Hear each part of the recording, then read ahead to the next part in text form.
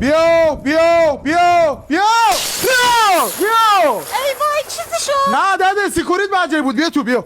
آقا برنامه چیه؟ ساکشن 100 فیلتر 20 روغن ده. زوده میشه. ها بیا تو. روغن اینو برام عوض میکنی؟ خدا میتو هم روغن داری؟ حاجی وضعیت روغنش چطوره؟ روغنم عزیزم. یا هنو 10 تا دیگه میتونه باش بری. نه همون. بالا خانم بیا جلوتر. گود اینجا اون تشت روغنه. وای فیلتر روغنه؟ نه دسته جوغنه. پسر بپر آچار در بیا. چش. بفرما آسا. سرتو بخوره سامسون یا آچار در بری چی آوردی؟ آچار در بیا. خوب شدی برقا رفت ما تو زندگیمون تلمبه زدیم. آسا فیلترش سالمه؟ با کشنی. موتورش چطور؟ اون با کشنی. با کیش که الحمدلله هست هم سرش. خدا رو شکر سرم با کشنی. واسه فیلتر هواش هم داری؟ مشتی ما هوای همه رو داریم.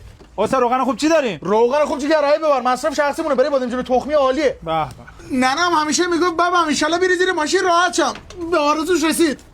آسا تو هنوز درگیر فیلتری؟ فیل چه تری مشتری میگیم سالمه میگه عوضش کن. آقا یه سرویس کامل می‌خواستم. یه سرویس دارم 6 پارچه قاشق هستم هم روشه. اما سرویس ماشین نمیگم. سر چه ویسی؟ حاجی روغن سوختت میخوام. برای چی؟ سیتش. فارسی حرف بزن ببین چی میگی؟ همون برای آتش روشن کردن میخواهم. آسا نگاه بی فیلتر ما می‌کنی؟ بیارو گود بیارو گود.